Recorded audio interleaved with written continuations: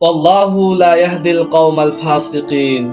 আর আল্লাহ সুবহানাহু ওয়া তাআলা এই সমস্ত ফাসিকদেরকে, এই সমস্ত বিশিষ্ট নাম্বার ওয়ান পাপিষ্ঠদেরকে পথ দেখান না, তাদেরকে হেদায়েতের বাণী তাদেরকে দেন না, হেদায়েত দেন না। তাহলে প্রিয় ভাই, এই আয়াত থেকে আমরা বুঝতে পারছি যে 8টা জিনিসের কথা আল্লাহ তাআলা নাম ধরে ধরে বলে দিয়েছেন। এই 8টা জিনিসকে কোনো ব্যক্তি যদি 3টি জিনিসের উপর প্রাধান্য দেয়, সেটা হচ্ছে আল্লাহ এবং তার রাসূল এবং জিহাদ ফি সাবিলিল্লাহ, এই 3টি বিষয়ের উপর, এই 3টি জিনিসের উপর যে ব্যক্তি প্রাধান্য দিবে 8টা বিষয়কে, সে মূলত একজন ফাসিক, সে মূলত একজন পাপাচার। সুতরাং আপনার ছেলে সন্তানদের ক্ষেত্রে, আপনার চলাফেরার ক্ষেত্রে, আপনার উঠা বসার ক্ষেত্রে এবং আপনার পরিবার মেনটেন করার ক্ষেত্রে, কিংবা যদি আপনি সমাজের দায়িত্ব পেয়ে থাকেন তাহলে আপনার সমাজ মেনটেন করার ক্ষেত্রে, কিংবা যদি রাষ্ট্রের দায়িত্ব পেয়ে থাকেন আপনার রাষ্ট্র দায়িত্ব পাওয়ার ক্ষেত্রে, সর্বক্ষেত্রে এই জিনিসগুলিকে আপনি যদি অ্যাপ্লাই করেন তাহলে আপাতত আপনি বিশিষ্ট ফাসিক হওয়া থেকে বাঁচতে পারবেন।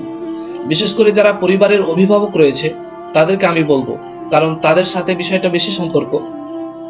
যেহেতু বাপ দাদার কথা বলেছে, সন্তানের কথা এবং ভাই ব্রাদারের কথা এবং স্ত্রীর কথা বলেছে এবং আত্মীয় স্বজন যারা আছে তাদের কথা বলেছেন এবং মাল অর্থ সম্পদের কথা বলেছেন এবং বিজনেসের কথা বলেছেন এবং বাসস্থানের কথা বলেছেন, তাহলে এই 8টা বিষয় কিন্তু একজন পরিবারের অভিভাবক যারা রয়েছে তাদের সাথে কানেক্টেড।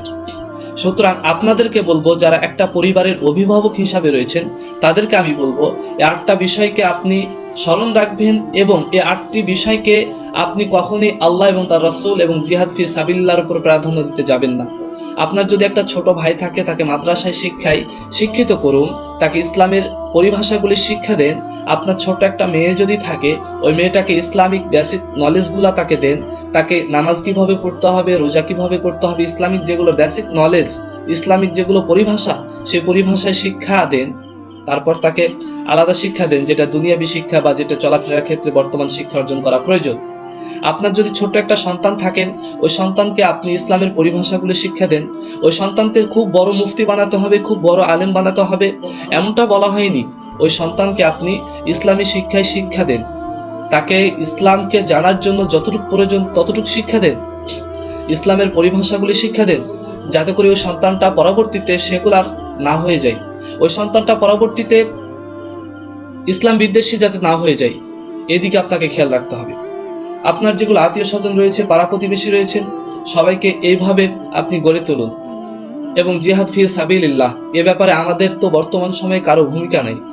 আমাদের দেশ, আমাদের সমাজ, আমাদের পরিবারে, এমনকি ব্যক্তিগত জীবনেও আমাদের ফ্যাসিস্ট কালচার চলমান।